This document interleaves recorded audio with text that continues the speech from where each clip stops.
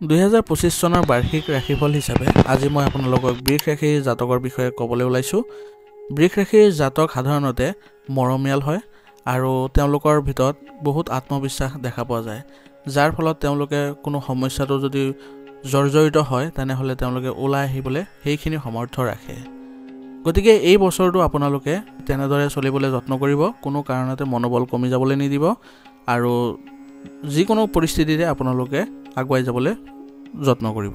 বৃষ ৰাশিৰ জাতকৰ এইবাৰ আপোনালোকৰ এই 2025 বৰ্ষত আপোনালোকৰ এক সমৃদ্ধিশালী বছৰৰ কামনা কৰা হৈছে।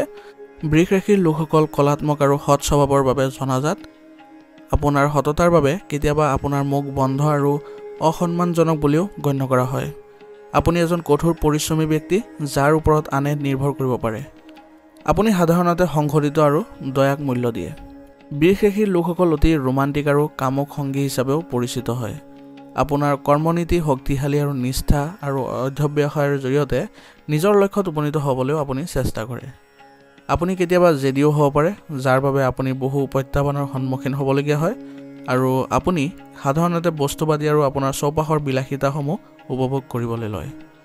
কিন্তু আপুনি ধন আৰু বাজেটৰ মূল্যও ভালদৰে বুজি পায়, কিদৰে আপুনি খৰচ কৰিব, কিদৰে আপুনি সঞ্চয় কৰিব। বৃষ ৰাশিৰ 2025 কি ইংগিত দিছে আপোনালোকে এই ভিডিঅ'টোৰ জৰিয়তে আপোনালোকে জানিবলৈ সক্ষম হ'ব আৰু আপোনালোকৰ বাবে 2025 বৰ্ষটোত কি পৰিৱৰ্তন হ'বলৈ ওলাইছে সেই বিষয়ে আপোনালোকে এই ভিডিঅ'টোৰ জৰিয়তে জানিবলৈ সক্ষম হ'ব। গতিকে ভিডিঅ'টো যদি ভাল লাগে তেনেহ'লে লাইক কৰিব আৰু চেনেলত যদি নতুন হৈ থাকে তেনেহ'লে চেনেলটো ছাবস্ক্ৰাইব কৰিবলৈ নাপাহৰিব। বৃষ ৰাশিৰ 2025 আপোনাৰ এই বছৰটো পৰিৱৰ্তনৰ বছৰ হ'ব। এইবাৰ আপোনাৰ বহু উত্থান পতন হ'ব পাৰে, যিয়ে আপোনাক শক্তিশালী কৰি তুলিব আৰু আপোনাৰ ধৈৰ্যৰো পৰীক্ষা ল'ব। এতিয়া 2025 বৰ্ষত বৃষ ৰাশিৰ লোকে কি আশা কৰিব পাৰে? এই বছৰ মানে 2025 বৰ্ষত আপোনালোকে স্থিৰতা অৱলম্বন কৰিব লাগিব আৰু বছৰৰ আগন্তুক 6 মাহত আপোনালোকৰ সম্প্ৰসাৰণ আৰু দৰমহা বৃদ্ধিৰ দিশত থাকিব আপোনালোকৰ।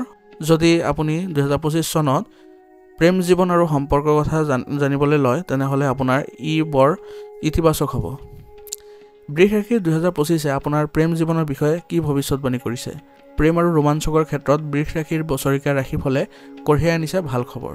2025 বৰ্ষতো বৃষ ৰাশিৰ লোকসকলৰ বাবে অনুকূল হ'ব, যিয়ে আপোনালোকৰ সম্পৰ্কত প্ৰেম আৰু সুখ কঢ়িয়াই অনাৰো সম্ভাৱনা থাকিব। যদি আপুনি বিয়া হৈছে বা বিয়া বাৰু কৰিছে তেনেহ'লে এই বছৰটো আপোনাৰ বিবাহৰ অন্যতম সুন্দৰ বছৰ হ'ব।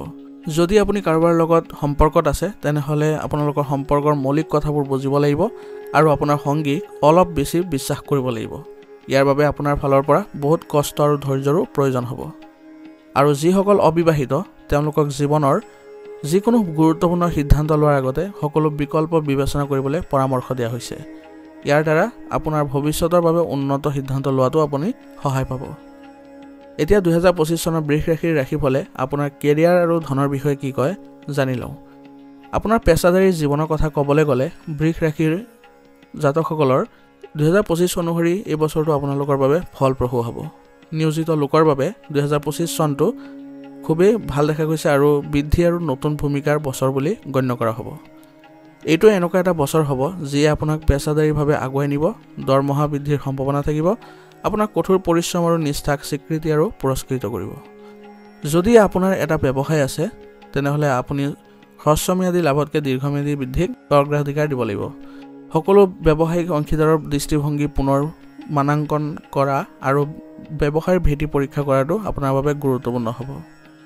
ছাত্ৰ ছাত্ৰীসকলেও নিজৰ লক্ষ্যত উপনীত হ'বলৈ অত্যন্ত কঠোৰ পৰিশ্ৰম কৰিবলগীয়া হ'ব পাৰে, কিয়নো বহুতো বিক্ষিপ্ততা থাকিব পাৰে আৰু যিয়ে আপোনাৰ বাবে পঢ়া শুনা আৰু আপোনাৰ ৰুটিনত কিছু অসুবিধাৰ সৃষ্টি কৰিব পাৰে। এতিয়া এই বছৰটো বৃষ ৰাশিৰ লোকৰ বাবে বিত্তীয় দিশৰ পৰা যথেষ্ট সন্তোষজনক হ'ব। বৃষ ৰাশিৰ বাৰ্ষিক ৰাশিফল 2025 অনুসৰি এই বছৰ আৰ্থিকভাৱে সুষম বুলিও ক'ব পাৰি। বছৰৰ শেষৰ 6 মাহত দৰমহা বৃদ্ধি আৰু ভাল লাভৰো জৰিয়তে আপোনাৰ আৰ্থিক সুৰক্ষা আৰু স্থিৰতা লাভ কৰিবলৈ সক্ষম হ'ব। বিনিয়োগৰ দৃষ্টিকোণৰ পৰাও এই বছৰটো আশাব্যঞ্জক দেখা গৈছে। লাভৰ সম্ভাৱনা থাকিব। বিনিয়োগত আপুনি ৰিস্ক ল'ব পাৰে। আপুনি এই বিষয়ে অলপ ধৈৰ্য ধৰিলেও আপুনি ভাল ফল পাব। বৃষ ৰাশি 2025 ৰাশিফলে আপোনাৰ পৰিয়াল আৰু মংগলৰ বিষয়ে কি ভৱিষ্যতবাণী কৰিছে চাই লওঁ। বৃষ ৰাশি 2025 অনুসৰি এইবাৰ বৃষ ৰাশিৰ লোকৰ পাৰিবাৰিক জীৱনত কিছু বিঘিনি ঘটিব পাৰে। পৰিয়ালৰ সৈতে সুসম্পৰ্ক বজাই ৰখাৰ ক্ষেত্ৰত বহুতো প্ৰত্যাহ্বানৰ আপুনি সন্মুখীন হ'ব পাৰে। এইবাৰ ঘৰুৱা পৰিৱেশত শান্তিৰ অভাৱ হোৱাৰ লগতে নিয়মীয়া সংঘাতৰ লক্ষণ দেখা গৈছে। আপুনি আৱেগিকভাৱেও নিৰাপত্তাহীনতা অনুভৱ কৰিব পাৰে, যাৰ ফলত আপোনাৰ অসুবিধা বাঢ়িব।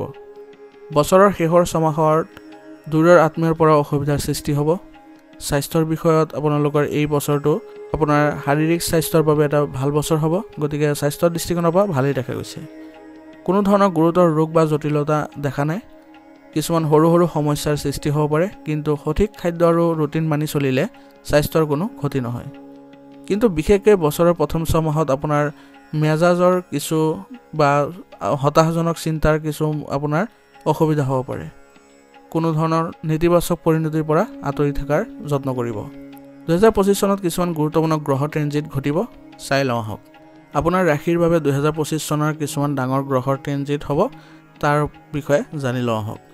মে' মাহত বৃহস্পতি গ্ৰহ আপোনাৰ জন্ম তালিকাত আপোনাৰ প্ৰথম ঘৰৰ পৰা দ্বিতীয় ঘৰলৈ স্থানান্তৰিত হ'ব, যাৰ ফলত স্থিতিশীলতা, সমৃদ্ধি, সুখী বিবাহ জীৱন আহিব। অক্টোবৰ মাহত বৃহস্পতি আপোনাৰ তৃতীয় ঘৰত থাকিব, যিয়ে আপোনাৰ ভাই ভনীৰ সৈতে আপোনাৰ সম্পৰ্ক উন্নত কৰিব আৰু আপোনাৰ কেৰিয়াৰত আপোনাৰ বাবে অধিক ভূমিকা আৰু সুযোগ মুকলি কৰিব।